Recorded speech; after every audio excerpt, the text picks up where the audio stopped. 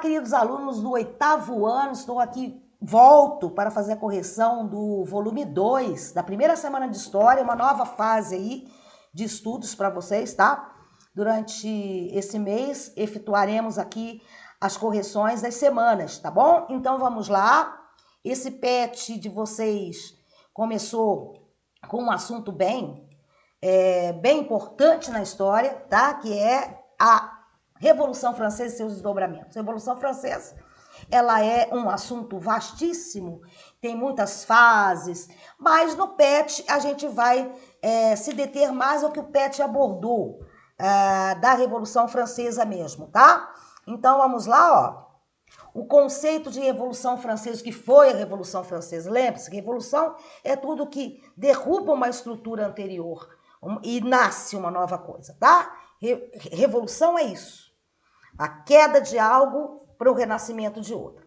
Então, para o renascimento não, na realidade seria o nascimento de outra coisa. Então, a Revolução Francesa, ela iniciou-se no dia 17 de junho de 1789, foi um movimento impulsionado pela burguesia, que era uma classe que tinha poder econômico, mas não tinha poder político, ela queria alçar, né? E aquele poder absoluto ali do rei não dava oportunidade para ninguém, principalmente na França, e que contou com uma importante participação dos camponeses das massas urbanas que viviam na miséria. Então, a burguesia trouxe o povo junto com ela para derrubar aquele regime. Em 14 de julho de 1789, a massa urbana de Paris, da capital da França, tomou a prisão da Bastilha, desencadeando profundas mudanças no governo francês. Foi a tão famosa a queda da Bastilha. Então, a Bastilha era uma prisão que tinha muitos anos na França, que era tipo um poder simbólico do Estado absolutista. Então, quando o povo consegue tomar a Bastilha, isso, de certa forma, fez com que o regime absolutista já perdesse a sua força com a queda da Bastilha. Aí o negócio começa a pegar na França. Então, vamos lá, gente. Atividade 1. A França do antigo regime trazia vários elementos que remetiam à sociedade feudal, ainda bem rural, nobreza feudal, tá? Mais do campo. Na França do absolutismo, a sociedade continuava marcada por privilégios e divididas em ordens e estamentos. Então, era uma sociedade onde você não tinha uma mobilidade social. Marcelo, o que é ter mobilidade social? Vamos supor, eu sou uma camponesa na França. Então, eu nasci sendo camponesa. Então, jamais eu vou conseguir ser uma nobre. Não tem como. É tudo determinado já. Dividido. Isso é uma sociedade estamental, que era a sociedade feudal, era assim. A França ainda, no período da Idade Moderna, ainda vivia nesse esquema, tá? Então, no final do século XVIII, a França era um país agrário, com a produção estruturada no modelo feudal. Para a burguesia, que é essa classe, né, que alça, quer o poder político, e parte de uma nobreza também, era preciso acabar com o poder absoluto do rei Luís XVI, cujo reinado teria arruinado a economia francesa. Então, foi um péssimo rei, tá?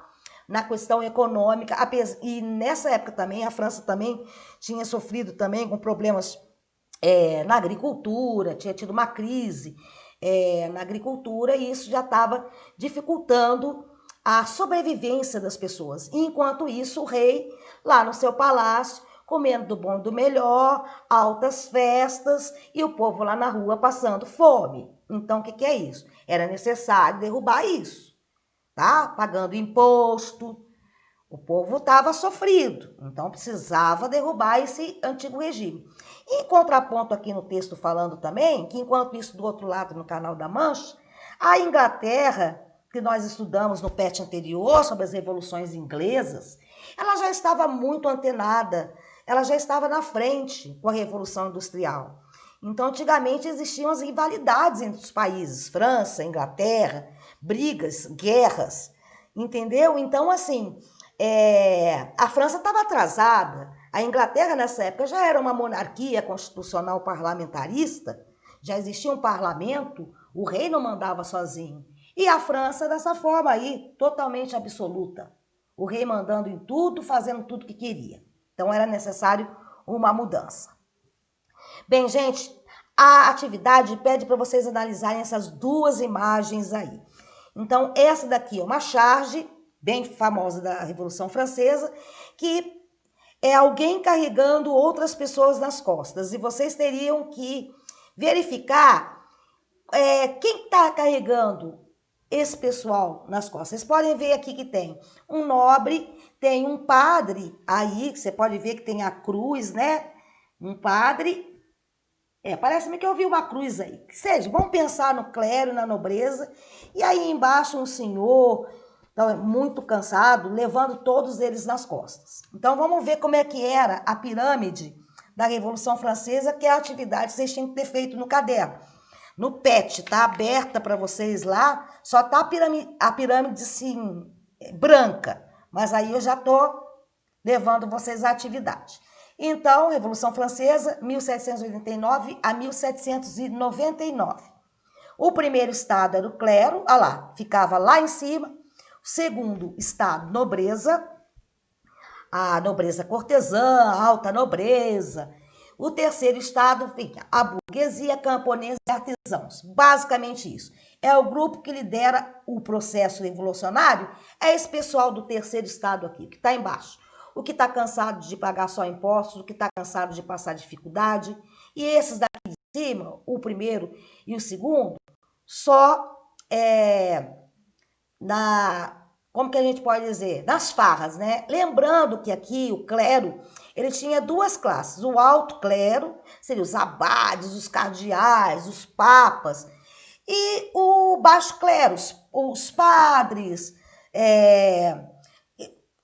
que eram religiosos mais de baixa patente, que a gente pode dizer, tá? Monges, essas coisas todas. Então, esse baixo clero já vinha do terceiro estado, já era já tinha uma relação com o terceiro estado, tá? Mas o alto clero não, tá? Que são os cardeais, abades, arcebispos, papas, tá bom? Então, vamos lá. É fazer a relação, ó. O homem que está, de repente, com a muleta ali é o terceiro estado, levando os outros todos nas costas. Você vai ter que fazer essas duas comparações, tá? Então, atividade 1, você tinha que analisar aquela imagem, identificar qual grupo dentro da sociedade francesa cada indivíduo representa, tá? Qual grupo que é? E como ele se encontra representado na própria imagem. Associei a imagem deles a camadas presentes nessa pirâmide que tá branca aí no PET para vocês, que eu já dei a resposta ali. O estado a que pertence. Primeiro estado, segundo estado, terceiro estado. E depois vocês devem preencher uma tabela, fornecer as informações solicitadas quanto à composição e atuação de cada grupo dentro da sociedade francesa do século XVIII. Beleza? Ó? Então, vamos lá. A tabela, ó, de pronta para vocês aí, gente. Primeiro estado, segundo e terceiro. Os membros do primeiro estado, clero, alto e baixo clero. Segundo estado, nobres. Terceiro estado, burguesia, camponeses e artesãos. O percentual que estava pedindo lá, eu coloquei de 1% do clero, né? Aproximadamente num gráfico que eu vi, 120 mil pessoas. O segundo estado de 2%, que seriam os nobres, 350 mil pessoas. E terceiro estado, entre 94 e 98, eu coloquei 97 aqui, 24 milhões de pessoas. Ok? Olha a diferença. Olha quanta gente lá embaixo da pirâmide. Privilégio, gente. Primeiro estado, isenção fiscal, não pagava imposto. Eles tinham muitas terras, a igreja tinha muitas terras, né? Que vem lá do feudalismo, a grande proprietária de terras, né? Cargos. Eles conseguiam cargos com muitas facilidades. O segundo estado também não pagava imposto, tinha muitas terras, senhores feudais ainda, cargos nobres, duques, enfim, ganhavam esses cargos do rei. O terceiro estado, eles praticamente não tinham privilégios nenhum, não tinham. Obrigações. O primeiro estado, o que é a obrigação que eles tinham? rezar, continuar mantendo aquela questão da religião, tá? Nas pessoas, rezar a religião. O segundo estado, cargos públicos e administrativos, como se fossem assim, funcionários públicos hoje, que trabalham na Assembleia, no Senado, funcionários públicos, tá? E o terceiro estado, gente, eles tinham a obrigação, quer dizer, dos nobres seriam, eles trabalhavam para o rei, tinham cargos públicos. E qual é a obrigação do terceiro estado? Era pagar altos impostos. Então, o terceiro estado, da base lá de baixo, sustentava esse pessoal de cima todo aí, portanto, 470 mil pessoas, esses 24 milhões de pessoas aqui sustentavam com o trabalho. Essa era a sociedade francesa da época da Revolução. Detalhando, gente, o primeiro estado era formado pelo alto e baixo clero. Os membros do alto clero, que seriam os bispos, pertenciam à nobreza, eram nobres, tá? O clero, o pessoal que chegava a ser papa, era tudo nobre, tá? Jamais um papa seria um camponês. Os do baixo clero eram padres e monges e tinham origem no terceiro estado, como falei anteriormente para vocês. Eles vinham lá de baixo, mas conseguiram entrar na questão da religião. Tá? O segundo estado constituía a nobreza, que detinha juntamente com o rei o poder político do país, estava dividido em alta e baixa nobreza. Parte dessa nobreza vivia na corte, que era cortesã, aquela que ficava só lá nas festas, muita comida, muitos bailes, gozando dos privilégios concedidos pelo rei e aproveitando-se do dinheiro público. Olha, não tem muita diferença de hoje em dia, não. Outra parte vivia explorando os camponeses do campo, que seria a nobreza feudal, tá? Os senhores de terra. O terceiro estado tinha sua composição bem heterogênea diferenciada. Várias pessoas, vários grupos ali. Pois esse conceito abrangia camponeses, massa pobre da cidade, né? Pequena, média e alta burguesia. Então, artesãos, comerciantes, pessoas que trabalhavam nas mais variadas formas, verdureiros, enfim, o povo mais pobre mesmo. A burguesia, vamos supor aí, tinha já um certo status econômico, já mexiam com dinheiro, empréstimo de dinheiro, já tinha, vamos supor, comércios, tá? Tinha a alta burguesia e a baixa, aí né, tudo junto aí. Vamos lá, atividade 2, pede para vocês verem essa charge, essa capa de livro, né? Na realidade, de um passo a passo, a revolução passo a passo de Gerard Dotel. Acho que é isso. Então, para vocês avaliarem aqui, o que significa essa capa para vocês? Então, olhariam o que você observa na imagem. Gente, essa imagem, ela traz um confronto entre soldados e a população enfurecida. Então, são soldados querendo defender o rei e a população vindo também com suas armas, com seus, que seriam as suas lanças aqui, indo para frente dos soldados, também para cima, né? Então, é um confronto. A resposta mais respostas. Quem são as pessoas que estão representadas nas ilustrações da capa do livro? A que classe social elas pertencem? Gente, a maioria tudo é o terceiro estado. Terceiro estado. Eram as pessoas que estavam querendo mudar aquela sociedade, tá? O que as pessoas estão fazendo? Respostas, estão reclamando dos seus direitos. Querem derrubar o antigo regime e seus desmandos. Está acontecendo nesse momento um processo de revolução. Eles não querem mais aquela vida do rei. Eles não querem mais isso. Eles querem o quê? Um sistema mais democrático, uma república, ok?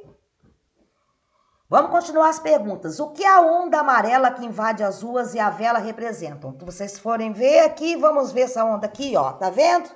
Uma vela ali. É claro que a gente estudou isso, que são os ideais iluministas, iluminação.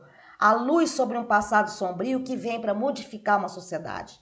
A Revolução Francesa, como a independência dos Estados Unidos, a Inconfidência Mineira, movimentos assim foram influenciados pelas ideias iluministas, que a gente estudou no PET passado, tá? Qual a relação do movimento iluminista aí, ó, com a eclosão da Revolução Francesa? Todos os iluministas eram contra o absolutismo, privilégio a poucos, como os concedidos à nobreza e ao clero. Eles eram contra o mercantilismo, aquela prática do Estado, né, do Estado concentrar toda a prática econômica em sua mão, e a qualquer prática imposta obrigatoriamente. Eles queriam viver livres. A Revolução Francesa é inspirada pelo iluminismo. As ideias iluministas fizeram com que a Revolução Francesa eclodisse. Atividade 3, gente, vocês teriam que ler a Declaração dos Direitos do Homem e do Cidadão, que está lendo no PET os artigos da declaração e responder as perguntas. Então, vamos rapidamente. Qual a importância da Declaração dos Direitos do Homem e do Cidadão para a sociedade francesa daquela época? Em relação à característica mental da sociedade pregada pelo feudalismo, qual o maior benefício que a declaração traz para a sociedade francesa do século XVIII? Outra pergunta, o que a declaração estabelece com direitos naturais imprescritíveis do homem? Bem, gente, eu peguei tudo isso do PET, espero que vocês estejam acompanhando no PET de vocês também, tá bom? Como a declaração expressava os anseios da Revolução Francesa? Será que a declaração garantiu os direitos de todos os cidadãos na prática? Vamos pensar. Reflita sobre o papel da mulher no contexto que se seguiu a Declaração dos Direitos. Qual a contribuição desse documento para a nossa sociedade atual? Olha o que essa Declaração dos Direitos do Homem e do Cidadão trouxe. Tá? O começo de uma Constituição aí. Tá? O começo dos direitos humanos aí, da liberdade, da mudança desse regime que existia absolutista. Vamos lá nas respostas. Resposta da 1, gente. Qual a importância da Declaração dos Direitos do Homem e do Cidadão para a sociedade francesa daquela época? Vamos ver. Ela concedeu liberdades contra a opressão. Foi a expressão da vontade geral. Em 1789, o povo da França levou a cabo a abolição da monarquia absoluta e o estabelecimento da Primeira República Francesa. Então, ela, em sua escrita, ela valorizava a liberdade. E o que esse povo queria? A liberdade. Não queriam ser mais oprimidos. Não queriam ficar trabalhando, pagando impostos altos. Eles queriam liberdade. Queriam ter suas próprias vidas, seus próprios negócios. A segunda, em relação à característica estamental da sociedade pregada pelo feudalismo, qual o maior benefício que a declaração traz para a sociedade francesa do século XVIII? Qual o maior? Vamos ver. Igualdade entre homens, entre os homens. Não deve haver aquele tipo de sociedade estamental, onde um pode mais do que o outro. Igualdade, gente. Essa declaração traz isso. O que a declaração estabelece como direitos naturais imprescritíveis do homem? Imprescritíveis, deixa aqui embaixo, gente. O que não perde a validade, aquilo que fica para sempre, não pode ser tirado, ok? Então, essa declaração, ela traz a liberdade para o homem, a propriedade, o direito dele ter a sua própria casa, o seu próprio negócio, sem ter que trabalhar para alguém, a segurança de não ser oprimido, não ser morto, só porque o rei, você fez alguma coisa que o rei não gostou, ele manda lhe matar, vamos supor. E a resistência é essa opressão absolutista, opressão, eles eram oprimidos, opressão, ok? Imprescritível, gente, não perde a validade. Como a declaração expressava os anseios da Revolução Francesa? Bem, gente, resposta do artigo 1. Os homens nascem livres, são livres e iguais, ó, igualdade em direitos.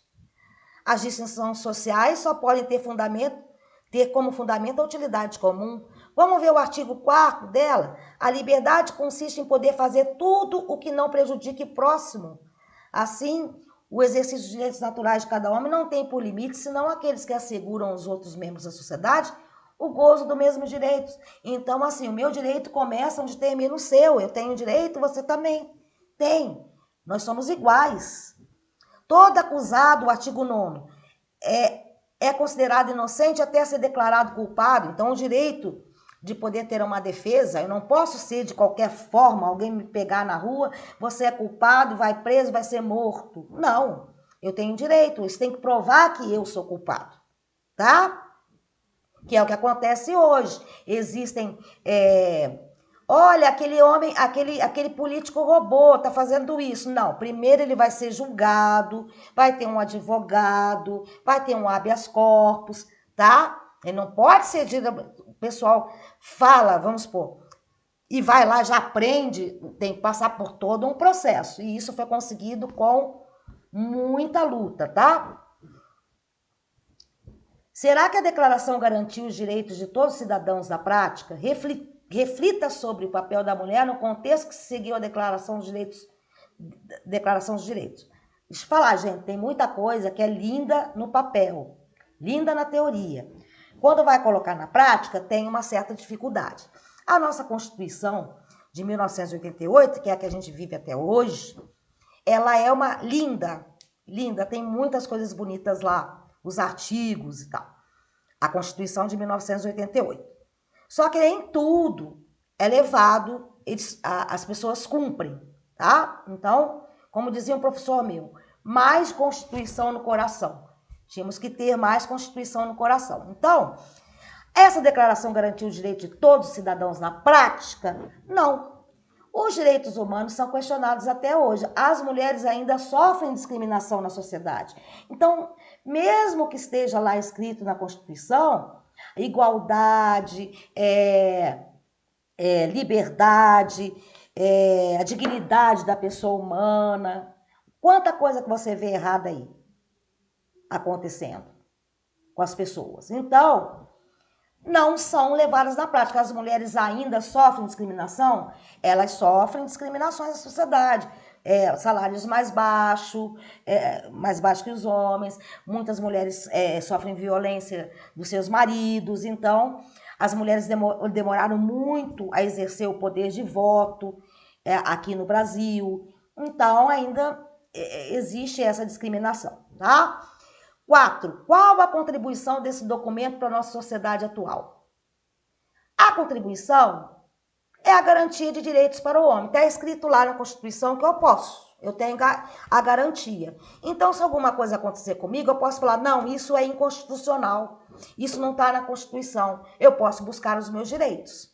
Tá? Então, ela existe, ela nos ajuda, mas nem sempre ela é levada à risca.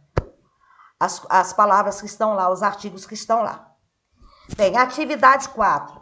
Como eu falei, o 8º ano, esse PET chegou muito forte. Tem bastante matéria nesse primeiro ano, nessa primeira semana. Vamos, gente, em 1781, né? Vamos falar sobre os jacobinos e girondinos. Começou a vigorar a nova Constituição Francesa, tá? 1791, já fazendo a Constituição baseada nessa Declaração dos Direitos do Homem e do Cidadão. A Assembleia Constituinte, convocada para escrevê-la, foi dissolvida ao concluir sua missão. Em seu lugar, passou a funcionar a Assembleia Legislativa Francesa, que foi palco das disputas que estavam sendo travadas na sociedade como um todo. O exercício da política passou a se fazer a partir da divisão dos poderes entre legislativo, executivo e judiciário. Isso tem a ver com o quê? Ideia iluminista de Montesquieu, a divisão, a tripartição dos poderes. Vocês estudaram no PET passado. Então, tem o executivo, que eu falei. E quem é o executivo hoje no Brasil? Bolsonaro. Ele executa as leis. Exercido pelo rei. Ele não é um rei, ele é um presidente. O judiciário, que é o STF, Supremo Tribunal Federal. Ele faz com que cumpra as leis. E o legislativo, gente, que faz as leis, que são os deputados, senadores, tá? A Câmara. Dentro da Assembleia, do lado direito, sentavam os seus chamados girondinos. Então, girondinos, direita. Tá? Acho que para vocês aí vai dar. Eu estou aqui, ó. Esse é o meu lado direito. Que eram moderados. Então, ó, vocês, no próprio texto, vocês têm muitas as respostas das atividades, tá? É só não ter preguiça, ler também. Dentro da Assembleia, do lado direito, sentavam-se os girondinos, que eram moderados e queriam respeito à Constituição. queriam uma constituição parlamentarista, né, uma monarquia constitucional. Do lado esquerdo, os deputados radicais, que queriam a implantação da república à força, limitando o poder real. Os da esquerda eram chamados jacobinos, esquerda jacobinos, liderados por Robespierre, e Cordelier, liderados por Danton e Marat. Então eram dois tipos, né? Os jacobinos tinham também os Cordeliers. Então vamos lá. Girondino, gente, tem vocês fazerem a tabelinha. Girondinos, alta burguesia, tá? Eram moderados. Defendiam a revolução, mas eram mais conservadores. Defendiam alguns aspectos do antigo regime. Queriam menos participação popular no governo, queria o povo se metendo muito na política, não. Os girondinos. Queriam uma monarquia constitucional. Aqui, queriam uma monarquia, constituição, mas é constitucional. Sentavam à direita no parlamento, tá? Jacobinos representavam a baixa burguesia, tá? Eram radicais. Queriam a implantação da República Francesa à força, defendiam a maior participação popular no governo, queriam que o povo participasse mais. Sentavam à esquerda no parlamento.